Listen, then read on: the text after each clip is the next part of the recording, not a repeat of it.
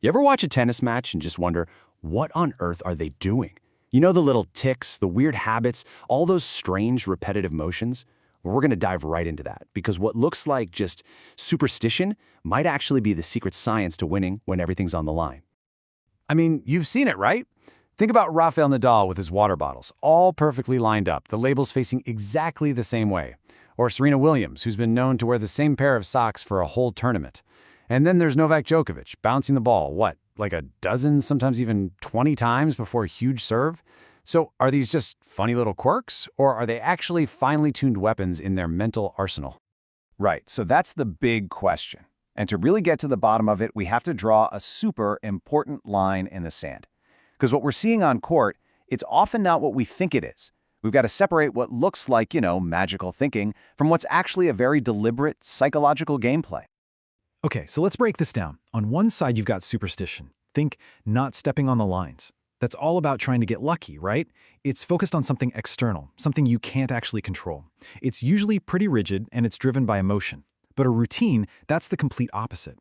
A routine is about focusing on your process, something internal that you absolutely can control. Your thoughts, your body, your focus, it's functional, you can adapt it, and it's all about the task at hand. Here's the bottom line. A superstition is basically hoping for good luck. A routine is a concrete plan to make your own luck. And yeah, there's a fancy name for this in sports psychology. It's called a pre-performance routine, or PPR for short.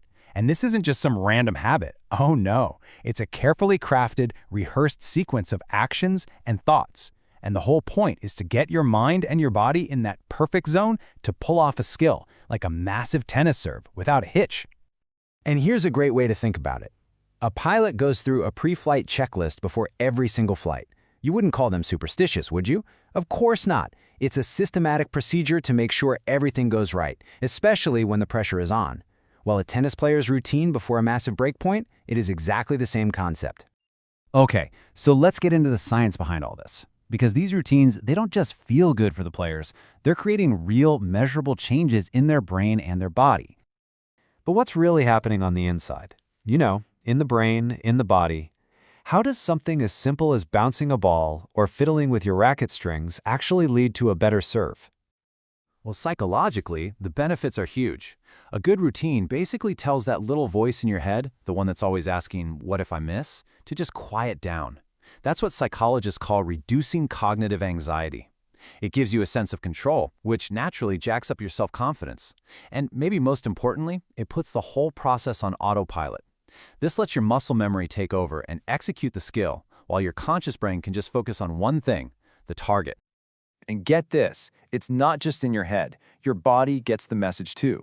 Studies have actually shown that when athletes lock into their routines, you can see physical changes. Their levels of cortisol, that's the main stress hormone, actually drop. Their heart rate, which can go crazy under pressure, starts to stabilize. So this isn't some mental trick. It's a full-body system for mastering a high-stakes moment.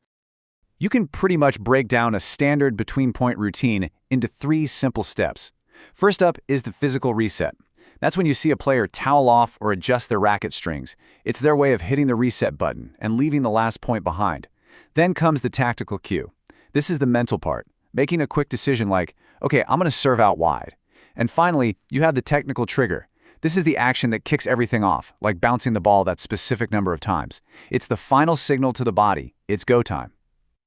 So, does all of this actually pay off? The answer is a resounding yes. There have been studies where researchers teach players a consistent routine, and the results are crystal clear. They see a major, measurable boost in their serve accuracy, especially when the pressure is on. So this isn't just some nice theory, it's a proven way to up your game. But at the absolute peak of the sport, the game is always evolving. And so are the routines. There's one element that has now become maybe the most powerful tool for mental control out there. At the very highest level, the ultimate tool isn't something you hold in your hand. It's not in the racket. It's in the lungs. It's all about breathing. And listen, that's not me just being dramatic. Novak Djokovic himself has said it. Conscious breathing is as important to my training as hitting a forehand or a backhand. He literally puts it on the same level as his strokes. He uses it to slow his heart down and find a moment of total clarity, even when the stadium is going absolutely nuts. Inhale, exhale. I know, it sounds almost too simple to be true, But imagine you're in a stadium with thousands of people screaming. In that chaos, one single, focused breath can act like an anchor, pulling your mind right back to the only thing that matters, the present moment. And the science backs us up big time. Get this. A study from the NIH found that when players combine that focused breathing with visualizing the perfect serve, their first serve accuracy can jump by up to 15%. 15%! At that level of tennis, that is an absolutely massive, game-changing advantage.